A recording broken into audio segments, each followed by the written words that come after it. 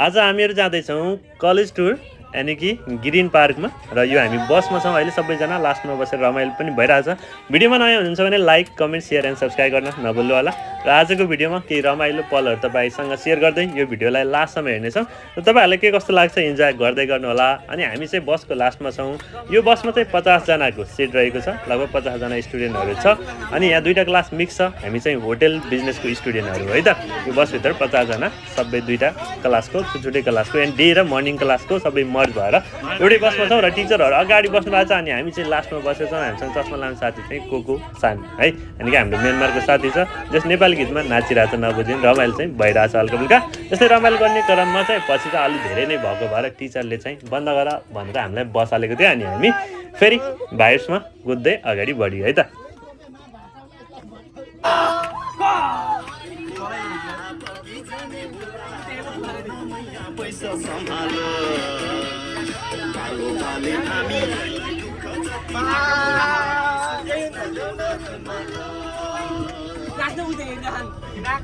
अनि हल्का टिचरले चाहिँ हल्ला नगर भन्दै थियो, अलिअलि रमाइलो चाहिँ गर्यो। जस यहाँ चाहिँ एउटा रमाइलो भाइब चाहिँ हामीले नेपाली गीतमै भएको थियो, हामीले म्युजिक लगाउँदै रमाइलो गर्दै गयौँ र यसरी नै जाने बेलाको यो यात्रा र साथीभाइसँग यसो मैले भिडियो पनि क्लिक गरि नै हालेँ यसैमा होइन। तर मैले चाहिँ मास्क खोलेको थिएन है, अलिकति यहाँनिर चाहिँ मास्कलाई अड लाएर खोलेको थिएन अलिकति।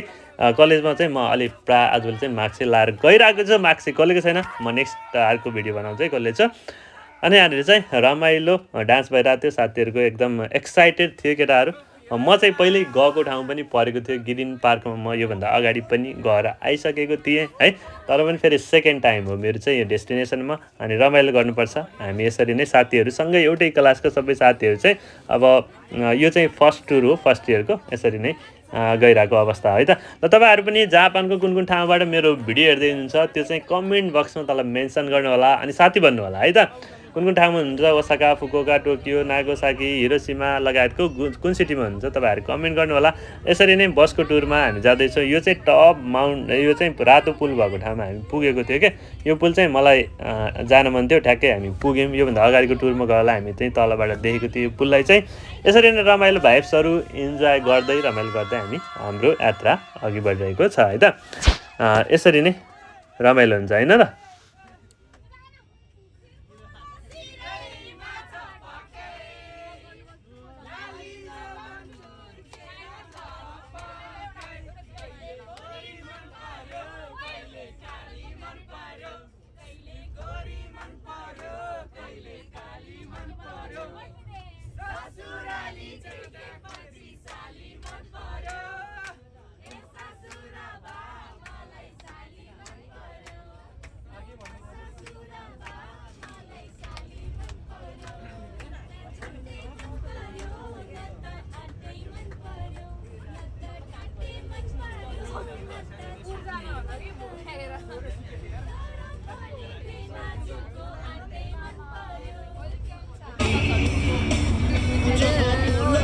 यो चाहिँ विन्ड एनर्जीको पङ्खा है, हामीले यहाँनिर चाहिँ एक्सप्लोर गर्न पाएँ। यसबाट चाहिँ ऊर्जा निकाल्छ यानि कि इलेक्ट्रिसिटी निकाल्छ होइन, त्यो हो।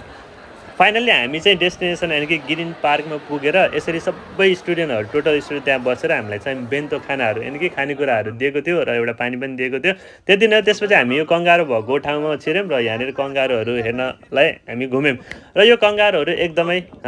हुन्छ नि अलिकति स्मेल चाहिँ आइरहेको थियो, हल्का गन्ध चाहिँ आएको थियो, तर पनि रमाइलो थियो। धेरैले फोटो भिडियोहरू खिच्नुभयो, हामीले पनि फोटो भिडियो सँगसँगै बनायौँ, रमाइलो थियो होइन। यहाँभित्र पनि टिकटहरू चाहिँ लाग्छ है, टिकटहरू हामीलाई जति पनि 3टा टिकट थियो। अब यो यहाँ चाहिँ कङ्गारो हेर्नलाई अलग टिकट थियो, टिकट सबै हामीलाई स्कुलले दिएको थियो अनि कलेजले दिएको थियो है। अनि यसरी घुम्नलाई अनि यहाँ टपमा यतापट्टि यो ढुङ्गा भएको रक चाहिँ माउन्टेन हो। यो माउन्टेनमा चाहिँ सबै धेरै थियो क्या, धेरै कङ्गारोहरू थियो क्या। यहाँ चाहिँ बवाल लागेको थियो, यो चाहिँ मलाई चाहिँ स्पेसल्ली एकदम मन परेको थियो। यहाँनिर माथि माथि टपमा पनि छ कि कङ्गारोहरू। यस्तो मजाले बसिरहेको थियो। कङ्गारो भन्ने चाहिँ अस्ट्रेलियामा चाहिँ धेरै हुन्छ नि त, यहाँ चाहिँ यसरी हामीले देख्न पाएको थियो।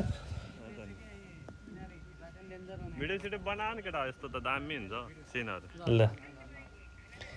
यसरी यहाँबाट घुम्दै एक राउन्ड हान्यौँ अनि कोही साथीहरू भित्र गएर कङ्गारोहरू पनि छुन पाउँथ्यो, त्यही भएर भित्र जानुभयो।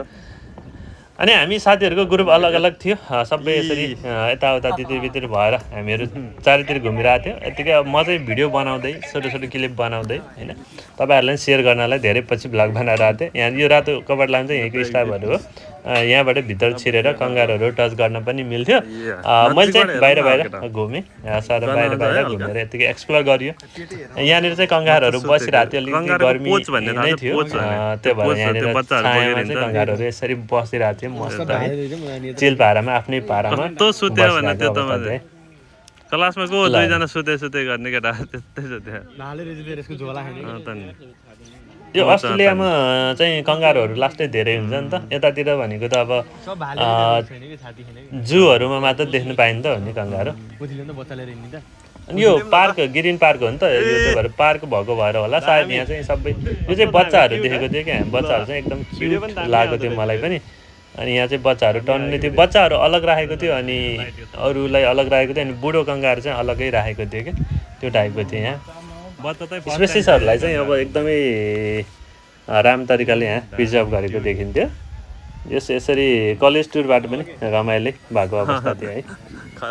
सबै भित्र घुम्नलाई एक्सप्लोर गर्नलाई चाहिँ ठिक थियो यहाँ चारैतिरबाट घुम्ने बिचमा चाहिँ त्यो कङ्गारू भयो कि छेउबाट यसो राउन्ड हानेर हामी घुमेको थियौँ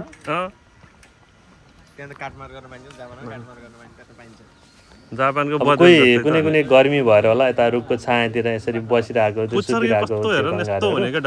अनि यो जूको स्पेस जू भन्नु आएछ फेरि पार्कमा चाहिँ यही नै कङ्गारूको चाहिँ बढी स्पेसल चाहिँ यही नै थियो यहाँको चाहिँ कङ्गारूलाई हेर्न लाइभ हेर्न पाइन्थ्यो त्यो चाहिँ यहाँको मान्छे बन्न नसकेको हो कि यिनीहरू चाहिँ दुईटा केटाले मान्छे बन्न नसके होइन त बाँदर भयो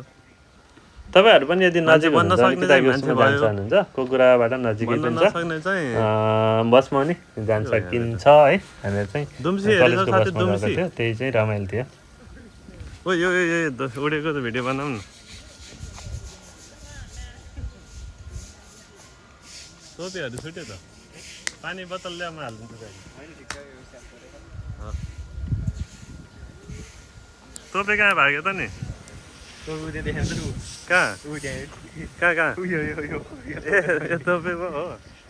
यसरी घुम्दै घुम्दै घुम्दै घुम्दै घुम्दै एकता राउन्ड हान्यो ओ खानगारू भनेको के हो यो ओ खानगारू भनेको बुढोलाई भन्छ हेर न त्यहाँ कति छ एउटा मात्र रहेछ छुने चाहिँ कसरी हो त नि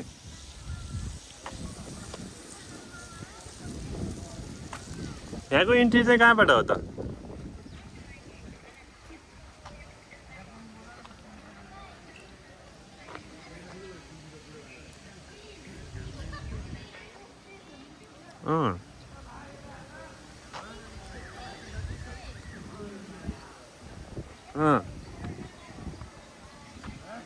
छुने चाहिँ कसरी कङ्गारको डेस्टिनेसन यसरी नै यहाँबाट सकिन्छ र हामी यहाँबाट आउट भएर अब अर्को एक्वारियम भएको ठाउँमा आयौँ यहाँ एक्वारियमभित्र चाहिँ समुद्रको गहिराइमा बस्ने जीव जन्तु अनि प्लान्ट्सहरूलाई चाहिँ हामीले यहाँ एक्सप्लोर गर्न पाएको थियौँ अनि यहाँ चाहिँ माछा जस्तो डल्फिनहरू थियो देख्नु चाहिँ फोटोमा यस्तो ठुलो खालको माछाहरू थियो सायद डल्फिनको प्रजाति पनि हुनसक्छ त्यो टाइपको बवाल भाइहरू चाहिँ यसमा देख्न पाइएको थियो यसरी नै एक्सप्लोर गर्ने हो कि प्रायः जसो यसरी नै कुन माछा हो फेरि यति ठुलो यहाँ चाहिँ यो सिसाको बिल्डिङ थियो है पुरै सिसाहरू थियो कि हामीले त्यो साइन्समा पढेको एउटा प्लान्ट हुन्छ नि यस्तो त्यो उसमा खुल्ने अनि त्यहाँभित्र त्यो चाहिँ यहाँ रियलमा मैले देखेको छु क्या फुलहरू पनि त्यत्तिकै बवाल थियो यहाँ फुलहरू पनि टन्नै थियो बवाल तरिकाले हेर्न पाइयो यहाँनिर साथीहरू यहाँ यो अब यहाँभित्र चाहिँ गुफा जस्तो छ अनि गुफामा चाहिँ इन्डोर प्लान्टहरू टन्नै थियो है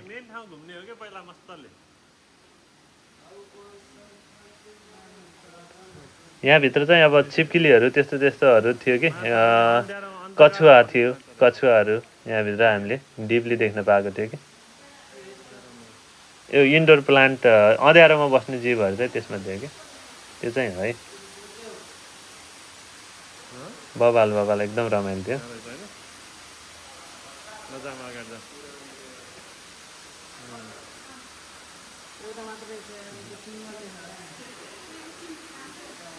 कसैले अब टिकटक बनाइरहेको थिएँ यहाँ रमाइलो थियो साथीहरूको ग्रुप चाहिँ अलग अलग बाँडिएको थियो जस जस्तै आफ्नो तरिकाले बवाल थियो भन्नुपर्छ यहाँ चाहिँ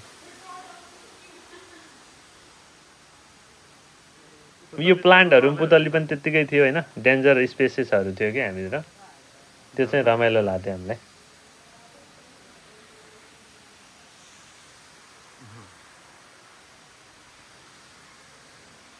ओ माई गड अजिङ्गर अजिङ्गर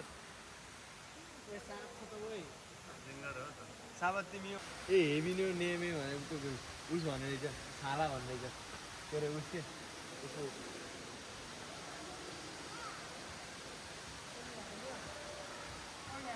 यहाँ चाहिँ के छ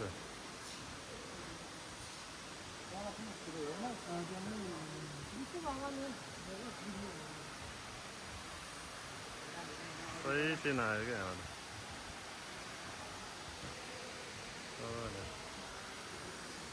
होइन माछालाई आएर किनेर कुन माछा हो त्यही पोखरी माछा त टन्नै छ है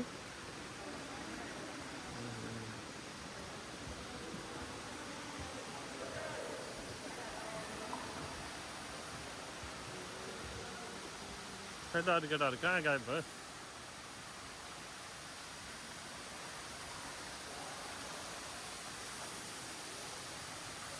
यहाँ चाहिँ के छ हो यहाँ कहाँ गयो मोमो कहाँ भन्ने छैन टेम्परेचर अनुसार यहाँ